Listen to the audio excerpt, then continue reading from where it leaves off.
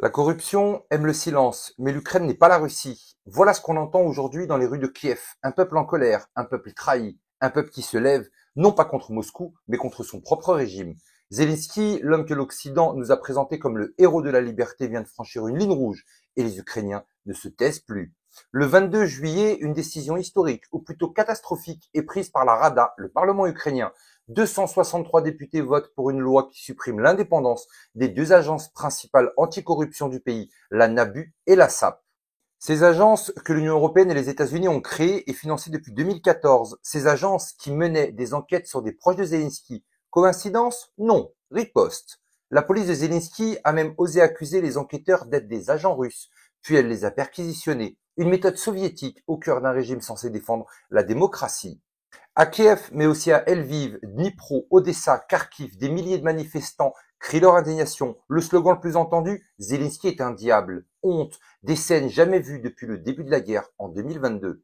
Même le maire de Kiev, Vitali Klitschko, pourtant figure du pouvoir, soutient publiquement les manifestants. Il dénonce un acte de sabotage démocratique et rappelle que ces institutions anticorruption avaient été créées par les partenaires occidentaux de l'Ukraine.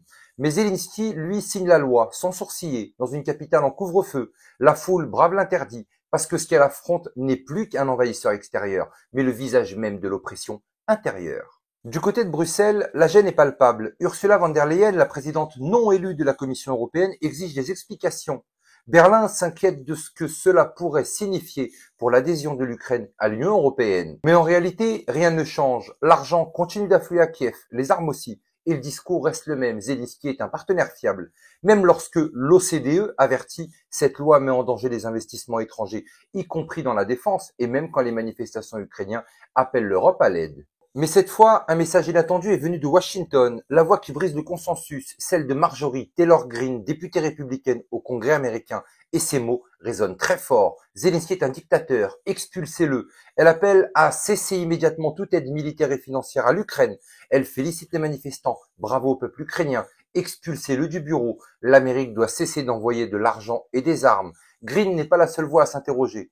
De plus en plus de voix, y compris aux États-Unis, remettent en cause le narratif officiel. L'ironie, c'est que les Ukrainiens eux-mêmes disent aujourd'hui « nous ne voulons pas devenir la Russie », parce qu'en réalité, ils sentent le piège se refermer. Le régime de Zelensky accumule les signaux d'autoritarisme, mandat présidentiel expiré depuis plus d'un an, mais aucune élection, parti d'opposition interdit, médias fermés, et maintenant suppression de l'indépendance judiciaire. On ose appeler ça une démocratie en guerre, ou serait-ce plutôt une dictature sous perfusion occidentale? Faut-il rappeler que même le système anticorruption ukrainien était loin d'être irréprochable? Des enquêtes documentées notamment par UkrLeaks montrent que ces agences ont souvent servi leurs intérêts géopolitiques et surtout ceux des Américains, bien plus que ceux du peuple ukrainien. Comme le disait un ancien agent du SBU, les Américains ont créé ces institutions pour contrôler les autorités des aborigènes. Mais aujourd'hui, Zelensky ne veut plus être surveillé, alors il détruit et accuse quiconque ose le critiquer d'être un espion du Kremlin.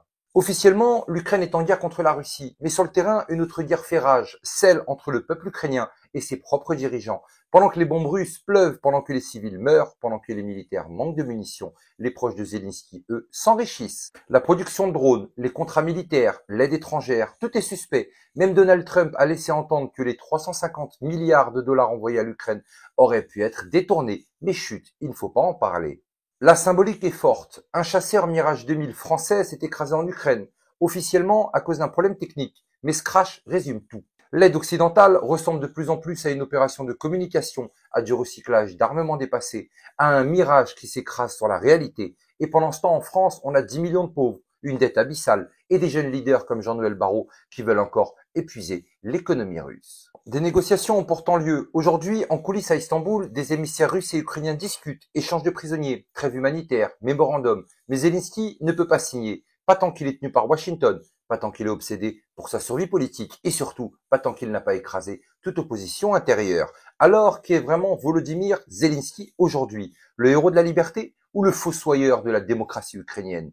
La question est posée, et pendant que des milliers de manifestants crient honte dans les rues de Kiev, l'Occident continue de détourner les yeux en espérant que le silence couvre l'odeur de la corruption. Mais les peuples, eux, ne sont plus dupes, ni en Ukraine, ni ailleurs. Partagez cette vidéo, faites circuler ce que d'autres veulent vous cacher. La vérité n'a pas besoin d'un visa, mais surtout n'oubliez pas, on n'est clairement pas au bout de nos surprises.